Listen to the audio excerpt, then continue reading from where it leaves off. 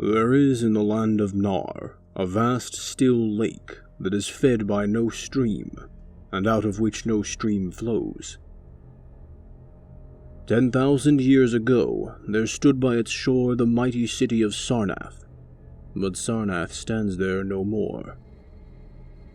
It is told that in the immemorial years, when the world was young, before ever the men of Sarnath came to the land of Nar, another city stood beside the lake, the grey stone city of Ib, which was old as the lake itself, and peopled with beings not pleasing to behold. Very odd and ugly were these beings, as indeed are most beings of a world yet inchoate and rudely fashioned. It is written on the brick cylinders of Cadatharon that the beings of Ib were in hue as green as the lake and the mists that rise above it, that they had bulging eyes, pouting, flabby lips, and curious ears, and were without voice. It is also written that they descended one night from the moon in a mist, they and the vast still lake and the grey stone city of Ib. However this may be, it is certain that they worshipped a sea-green stone idol chiseled in the likeness of Bokrug, the great water lizard, before which they danced horribly when the moon was gibbous. And it is written in the papyrus of Elarnik that they one day discovered fire, and thereafter kindled flames on many ceremonial occasions. But not much is written of these beings, because they lived in very ancient times, and man is young, and knows little of the very ancient living things. After many eons, men came to the land of Nar, dark shepherd folk with their fleecy flocks, who built Thra, Elarnik, and Cadatharon on the winding river Ai. And certain tribes, more hardy than the rest, pushed on to the border of the lake and built Sarnath, at a spot where precious metals were found in the earth. Not far from the grey city of Ib did the wandering tribes lay the first stones of Sarnath, and at the beings of Ib they marvelled greatly. But with their marvelling was mixed hate, for they thought it not meet that beings of such aspect should walk about the world of men at dusk. Nor did they like the strange sculptures upon the grey monoliths of Ib, for those sculptures were terrible with great antiquity. Why the beings on the sculptures lingered so late in the world, even until the coming of men, none can tell. Unless it was because the land of Nar is very still, and remote from most other lands both of waking and of dream. As the men of Sarnath beheld more of the beings of Ib, their hate grew, and it was not less because they found the beings weak, and soft as jelly to the touch of stones and spears and arrows. So one day, the young warriors, the slingers and the spearmen and the bowmen, marched against Ib, and slew all the inhabitants thereof, pushing the queer bodies into the lake with long spears, because they did not wish to touch them. And because they did not like the grey sculptured monoliths of Ib, they cast these also into the lake, wondering from the greatness of the labour however the stones were brought from afar, as they must have been, since there is naught like them in all the land of Nar or in the lands adjacent. Thus of the very ancient city of Ib was nothing spared, save the sea-green stone idol chiselled in the likeness of Bokrug the water lizard. This the young warriors took back with them to Sarnath, as a symbol of conquest over the old gods and beings of Ib, and as a sign of leadership in Nar. But on the night after it was set up in the temple, a terrible thing must have happened, for weird lights were seen over the lake, and in the morning the people found the idol gone, and the high priest Taran Ish lying dead, as from some fear unspeakable. And before he died, Taran Ish had scrawled upon the altar of chrysolite with coarse shaky strokes the sign of doom. After Taran Ish there were many high priests in Sarnath, but never was the sea-green stone idol found. And many centuries came and went, wherein Sarnath prospered exceedingly, so that only priests and old women remembered what Taran-Ish had scrawled upon the altar of chrysolite. Betwixt Sarnath and the city of Elarnik arose a caravan route, and the precious metals from the earth were exchanged for other metals and rare cloths, and jewels and books, and tools for artificers, and all things of luxury that are known to the people who dwell along the winding river Ai and beyond. So Sarnath waxed mighty and learned and beautiful, and sent forth conquering armies to subdue the neighboring cities. And in time there sate upon a throne in Sarnath the kings of all the land of Nar, and of many lands adjacent. The wonder of the world, and the pride of all mankind, was Sarnath the Magnificent. Of polished, desert-quarried marble were its walls, in height 300 cubits, and in breadth 75, so that chariots might pass each other as men drave them along the top. For full 500 stadia did they run, being open only on the side toward the lake, where a green stone seawall kept back the waves that rose oddly once a year at the festival of the destroying of Ib. In Sarnath were 50 streets from the lake to the gates of the caravans, and 50 more intersecting them. With onyx were they paved, save those whereon the horses and camels and elephants trod, which were paved with granite. And the gates of Sarnath were as many as the landward ends of the streets, each of bronze, and flanked by the figures of lions and elephants carven from some stone no longer known among men.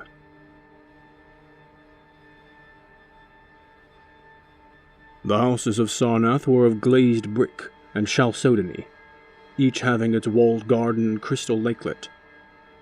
With strange art were they built, for no other city had houses like them, and travelers from Thra and Elarnik and Kadatheron marveled at the shining domes wherewith they were surmounted. But more marvelous still were the palaces and the temples, and the gardens made by Zokhar the Olden King. There were many palaces, the least of which were mightier than any in Thra or Elarnik or Kadatheron. So high were they that one within might sometimes fancy himself beneath only the sky.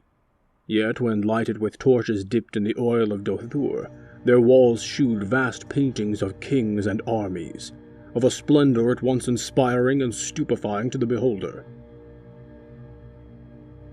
Many were the pillars of the palaces, all of tinted marble, and carven into designs of surpassing beauty.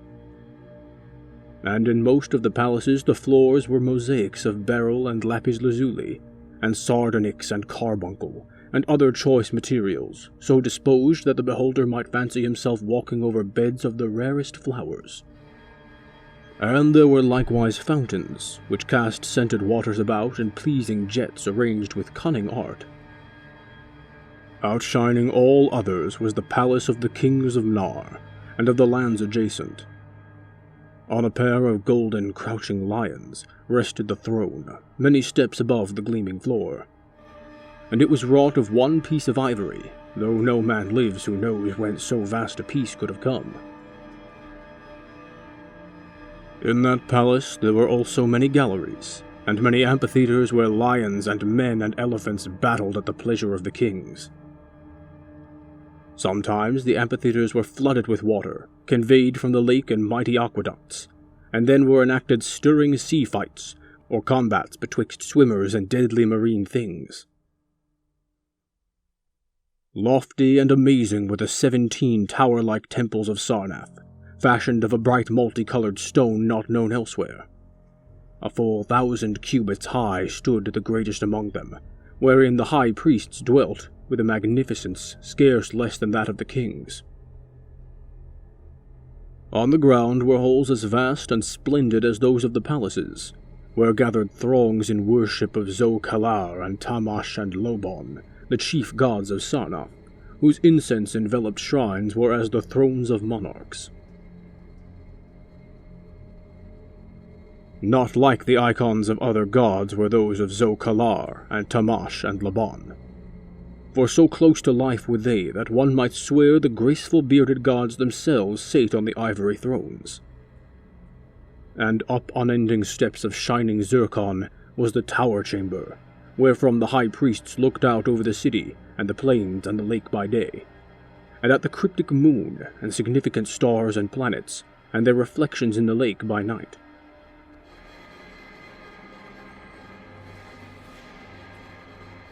Here was done the very secret and ancient rite in detestation of Bokrug the water lizard, and here rested the altar of chrysolite, which bore the doom scroll of Taran Ish. Wonderful likewise were the gardens made by Zakar the Olden King. In the center of Sarnath they lay, covering a great space and encircled by a high wall, and they were surmounted by a mighty dome of glass, through which shone the sun and moon and stars and planets when it was clear, and from which were hung fulgent images of the sun and moon and stars and planets when it was not clear. In summer the gardens were cooled with fresh, odorous breezes skillfully wafted by fans, and in winter they were heated with concealed fires, so that in those gardens it was always spring. There ran little streams over bright pebbles, dividing meads of green and gardens of many hues, and spanned by a multitude of bridges. Many were the waterfalls in their courses, and many were the lilied lakelets into which they expanded. Over the streams and lakelets rode white swans, whilst the music of rare birds chimed in with the melody of the waters. In ordered terraces rose the green banks, adorned here and there with bowers of vines and sweet blossoms, and seats and benches of marble and porphyry.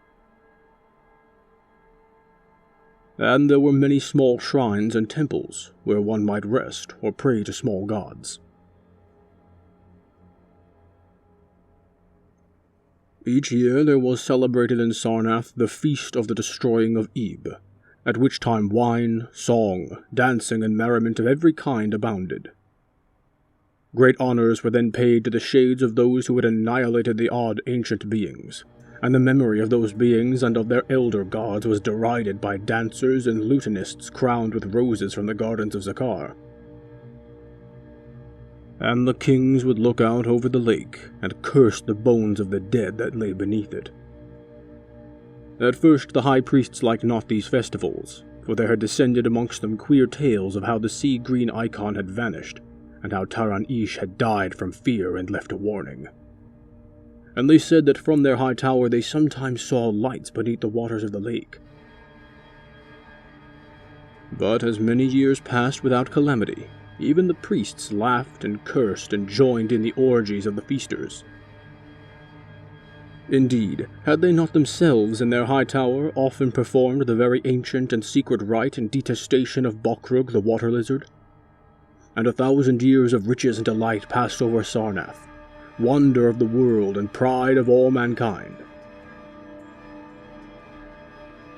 Gorgeous beyond thought was the feast of the 1,000th year of the destroying of Ib. For a decade had it been talked of in the land of Nar, and as it drew nigh there came to Sarnath on horses and camels and elephants men from Thra, Ilarnak, and Kadatharan, and all the cities of Nar and the lands beyond. Before the marble walls on the appointed night were pitched the pavilions of princes and the tents of travelers, and all the shore resounded with the song of happy revelers. Within his banquet hall reclined Nargis Hay, the king, drunken with ancient wine from the vaults of conquered Nath, and surrounded by feasting nobles and hurrying slaves. There were eaten many strange delicacies at that feast. Peacocks from the isles of Nariel in the middle ocean, young goats from the distant hills of Implan, heels of camels from the Nazik desert, nuts and spices from Kadathrian groves, and pearls from wave-washed metal, dissolved in the vinegar of Thra. Of sauces there were an untold number, prepared by the subtlest cooks in all Manar, and suited to the palate of every feaster. But most prized of all the viands were the great fishes from the lake, each of vast size, and served up on golden platters set with rubies and diamonds. Whilst the king and his nobles feasted within the palace, and viewed the crowning dish as it awaited them on golden platters, others feasted elsewhere. In the tower of the great temple, the priests held revels, and in pavilions without the walls the princes of neighboring lands made merry. And it was the high priest of Nai-Ka who first saw the shadows that descended from the gibbous moon onto the lake, to meet the moon and to shroud in a sinister haze the towers and the domes of fated Sarnath.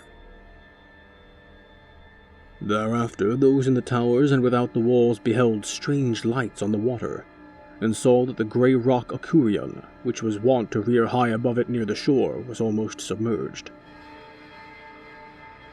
And fear grew vaguely yet swiftly, so that the princes of Alarnic and of Far Rakol took down and folded their tents and pavilions, and departed for the River Eye, though they scarce knew the reason for their departing.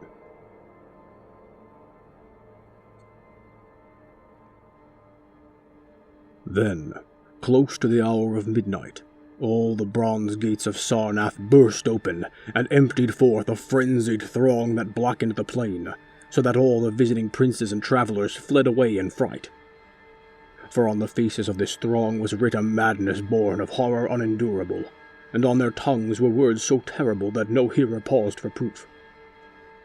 Men whose eyes were wild with fear shrieked aloud at the sight within the king's banquet hall, where through the windows were seen no longer the forms of Nargis Hay and his nobles and slaves, but a horde of indescribable green, voiceless things with bulging eyes, pouting, flabby lips, and curious ears. Things which danced horribly, bearing in their paws golden platters set with rubies and diamonds containing uncouth flames.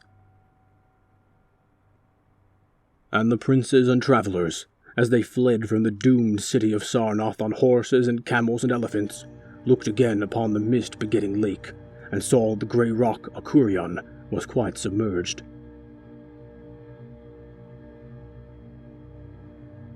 Through all the land of Nar and the lands adjacent spread the tales of those who had fled from Sarnath, and caravans sought that accursed city and its precious metals no more.